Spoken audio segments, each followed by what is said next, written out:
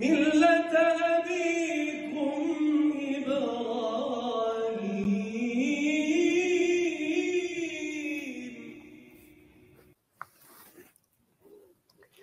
أعوذ بالله من الشيطان الرجيم وكيف أخاف ما أشركتم ولا تخافون أنكم أشركتم بالله ما لم ينزل به عليكم سلطانا فأي الفريقين أحق بالأمن إن كنتم تعلمون الذين آمنوا ولم يلبسوا إيمانهم بظلم أولئك لهم الأمن وهم مهتدون وتلك حجتنا آتيناها إبراهيم على قومه نرفع درجات من نشاء إن ربك حكيم عليم رب اشرح لي صدري ويسر لي أمري واحلل عقدة من لساني يفقهوا قولي الحمد لله رب العالمين والصلاة والسلام على سيد الأنبياء والمرسلين وعلى آله وصحبه أجمعين. أما بعد, once again, Assalamu alaikum wa rahmatullahi ta'ala wa barakatuh. Yesterday we talked about having iman in Allah and how at least some of its benefits that are most obvious when you have dependence on Allah, when you and I have dependence on Him, when we have hope in Him, when we develop that trust of Allah Azza wa Jal, when we have surrender to Him, and what that leads to in life, how that translates in life. Another dimension of it is actually believing in the akhirah, meaning Allah did not create my existence alone for this world. This is a stop in a much longer journey. And my life didn't begin here, it began a long time before I was placed inside of my mother. And my life has gone through different stages. لَتَرْكَبُنَّ طَبْقًا عَنْ طَبَقٍ. Right? Allah says you're going to climb one stage after another. So a long time before we were, before any of this, we were actually already in the presence of Allah. And we've already had a conversation with Allah. Allah has already asked every single one of us, أَلَسْتُ بِرَبِّكُمْ قَالُوا بَلَا شَهِدْنَا. Am I not your master? We've already told him, of course you are. We testify to it. أن تقولوا يوم القيامة إنا كنا عن هذا غافلين. In Surah Al-A'raf, Allah told us already before we even got here. Now you don't get to say, when the day of resurrection comes, we had no idea about this. We already knew about Iblis. We already knew about our father Adam. We already knew about Jannah and Nar. We already knew that this world is going to be a test. All of that was already embedded into our subconscious. And most important of all, a pursuit of Allah Himself. Allah Azza wa Jal in a hadith describing Allah Azza wa Jal, the Prophet ﷺ says, Inna Allah jamilun yuhibbul jamal. Certainly Allah is beautiful and He loves beauty. Right? And I've talked about this in other lectures, but in connection to Iman, this is an important conversation. From an evolutionary point of view, evolutionary biologists and scientists and people that have developed an atheistic mindset basically think of human beings as an evolved form of other species. So, rats and ants and mammals and fish or whatever, they also, they just want food, they want shelter, and they want to procreate and continue their species, and that's it, right? That's what ants do, that's what chicken do, that's what any species does, and human beings do it too. We want to have food, and we want to have shelter, and we want to continue our species. That's it. So in a sense, we have a lot in common with, the animal kingdom. In fact, a lot of our genetics are similar to different species. The human embryo looks a lot like different animal embryos, right? So from that point of view, they just say, well, we're just an evolved form, just a more advanced form of other species, right? So like, an ant builds a home. The only difference is we just build a much better home. And the horse eats food. We're just better at preparing and catching food. And they procreate. We're just more advanced about it. That's all.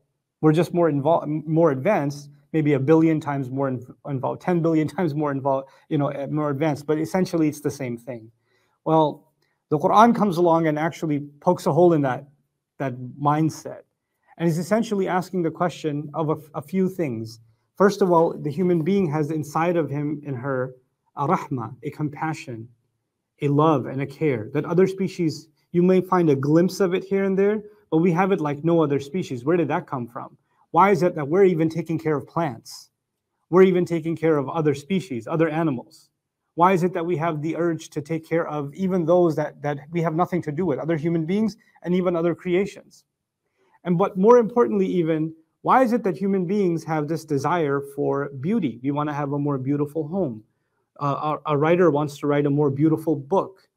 A cook wants to create a more beautiful dish. That beauty can come in the form of taste, in the form of smell, in the form of what you see, in the form of what you think about, right? A poet wants to write more beautiful poetry. So one of the quests that human beings have at the most basic and even at the most advanced intellectual levels is human beings are pursuing some kind of perfection, something more beautiful than the last thing, right? And it's way more than no other species has this. A species a bird can make a nest, and it's not going to come back and say, I need some home improvement. I need different colored twigs. It's not going to do that. Human beings will say, this color combination, I think I can improve it. I think we need a different color set of curtains, or this material will look better. And a cook was going to say, I need to add this ingredient or that ingredient. For other species, so long as they get their proteins, their carbs, they get their fat, they're done. They don't need to add salt to anything. They don't need the ketchup on the side. They don't need any of that stuff. Human beings want these things. Now, the question arises, where do we get the desire to do that? Why do we want better and better? Perhaps the answer lies in the fact that we were originally in the company of Allah Azza wa Jal, who is the perfection of all things, and He is beauty itself. And our incomplete quest for beauty, that's why everything we pursue that's beautiful, when we acquire it, we're still left unsatisfied. And then we acquire something else and we're still left unsatisfied. And then we acquire the next thing and we're still left unsatisfied. Psychologists talk about how people are, part of the pursuit of perfection is actually what drives the gaming industry, right? When a lot of the most successful games that are out there, competitors, online gamers, are trying to win a certain contest, like the Battle Royale and Fortnite or something, right? And you're perfecting your craft. You're getting better and better. Once you get to the top, though, the dopamine hit disappears. You're like, now what? Like, I already beat it. I'm not getting the same excitement out of this anymore that I used to get, right? So the excitement level drops. People that really want to go on vacation and see a waterfall, and people that get on a plane for the first time, they're like, oh my God, I'm on a plane, and they're like recording the entire experience, and they're sitting next to a person who's on a plane every other week, and they're like, oh my God, I hate this thing. I hate getting on. One person's like, they just got a ticket to Jannah, and the other one is like, this is nar. And they're sitting in the same place, right? And you go to a vacation to like some island or somewhere, and the first time you go, this is amazing, I'm going to bring my family next year. Then you bring your family the next year, this is not as amazing, but I guess they're happy. The next year, I don't want to go there. I already seen that. It's not that exciting. It wears off. And there's a lack of tama'nina, there's a lack of contentment, there's a lack of satisfaction. And we keep looking for the next thing that's going to satisfy. That's what Surah Al-Hadid talks about. And why am I bringing that up now? Because actually at the end of it, Allah says, "Ala bi dhikrillahi tatma'innul qulub." That know that only by the remembrance of Allah, hearts will actually become content. In other words, these things that continue to disappoint, continue to not be the perfection we thought they will be, they will continue to do that, because in the end, the only final end where you have that and you want nothing more is actually going to be the meeting with Allah. الَّذِينَ آمَنُوا وَلَمْ يَلْبِسُوا إِيمَانَهُمْ بِظُلْمٍ. I'm going to talk about that in this context. In Surah Al-Najm, Allah says, وَأَنَّ إِلَىٰ رَبِّكَ الْمُنْتَهَى. That you should know that your final end is with Allah. The final end. And that has many meanings. One of its meanings is, of course, in the end, we're going to be with Allah. But the other meaning of that also is your desires will never come to an end until you have that meeting with Allah. That's the only one, that's the final end. Then there's nothing more to desire. Then you've reached perfection, because you're now in the company of Allah Azza wa Jal. You get to see Him, So now, stepping back, in this life, you wanted something to happen. I wanted something to happen. I really desired something, and it didn't happen for me, right? And life is full of disappointments. And human beings, whether they're Muslim or not, face disappointments.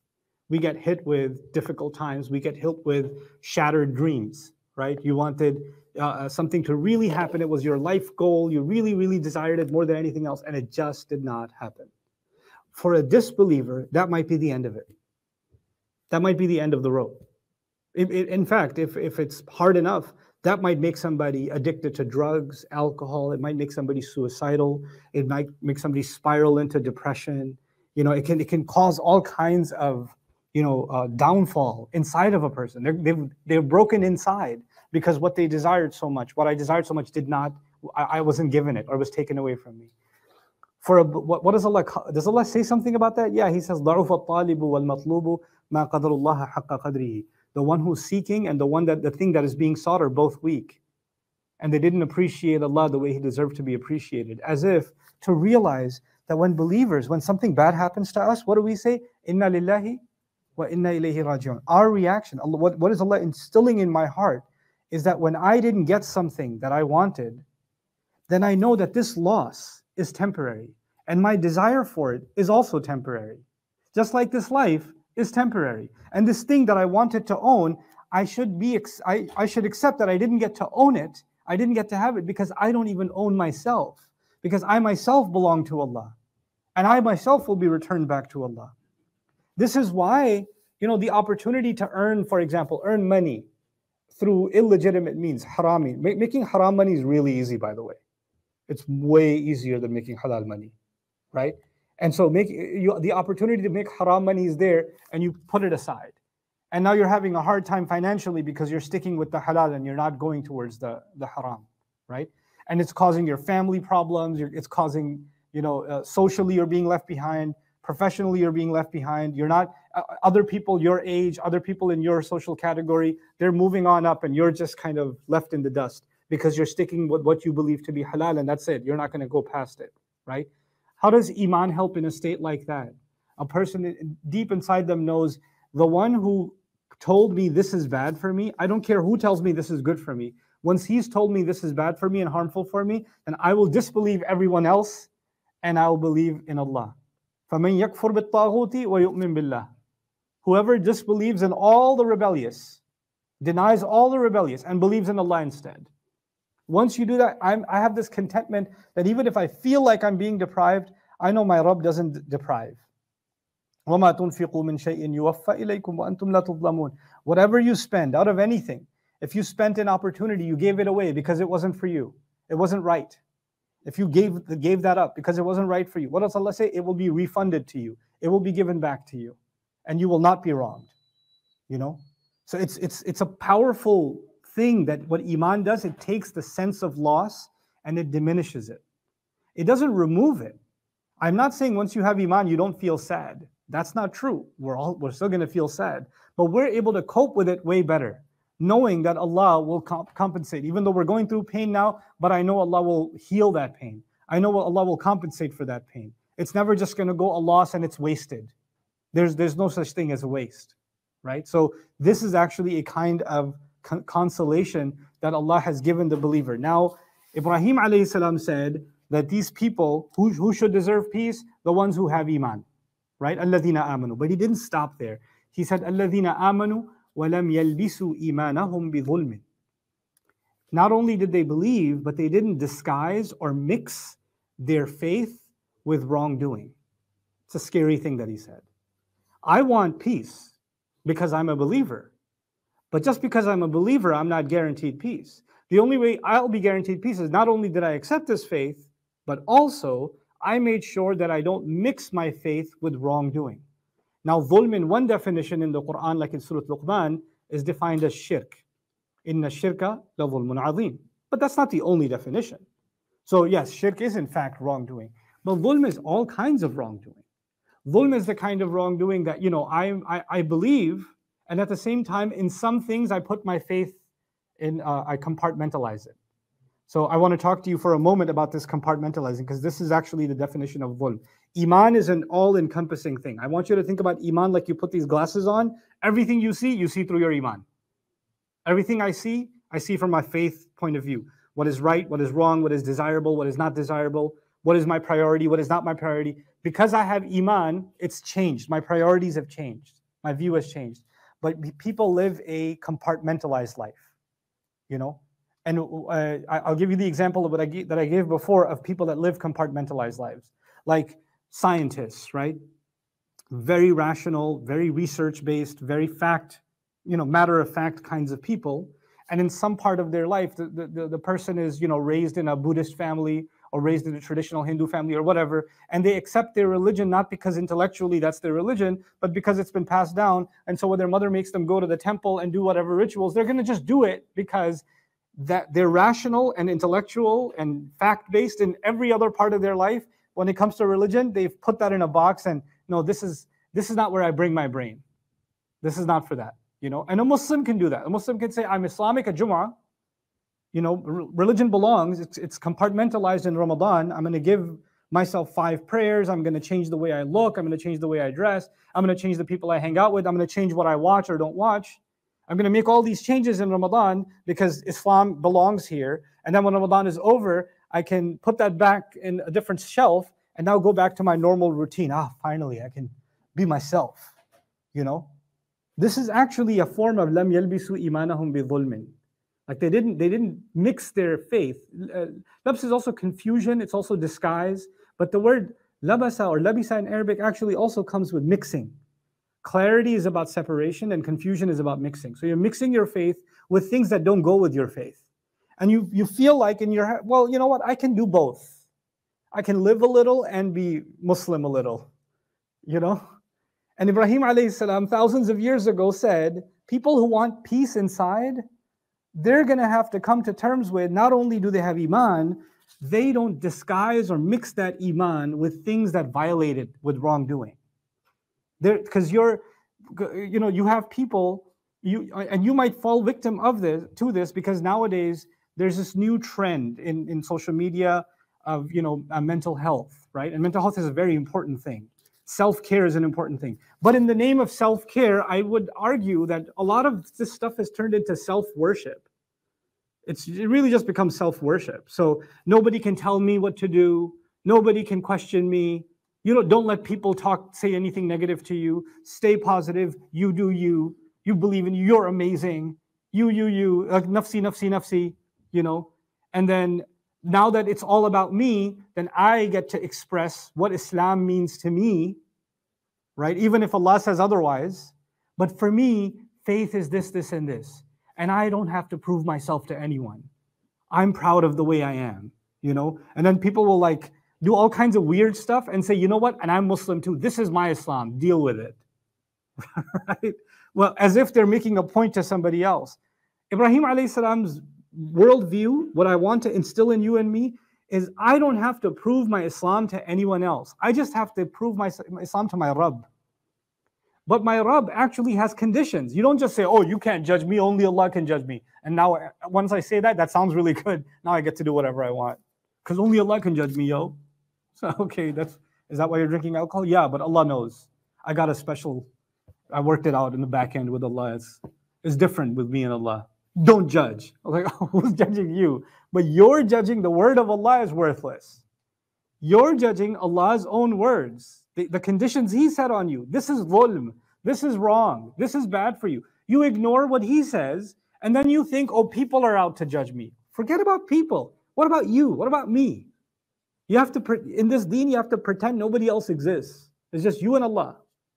Are you and I able to genuinely say that when Allah has revealed something, Allah has said something about it, that I get to override that with my own feelings? And my feelings are a more powerful validation of truth than Allah's word itself? أَفَرَأَيْتَ مَنِ اتَّخَذَ إِلَهَهُ هَوَاهُ وَأَضَلَّهُ اللَّهُ عَلَى عِلْمٍ. Have you seen somebody who takes their God, takes their desires, and turns them into their God? And Allah allows them to be misguided even though they know better. عَلَى عِلْمٍ وَخَتَمَ عَلَى سَمْعِهِ وَقَلْبِهِ وَجَعَلَ عَلَى بَصَرِهِ غِشَاوَةً فَمَنْ يَهْدِيهِ مِنْ بَعْدِ اللَّهِ. Then after Allah, who's going to guide a person like that?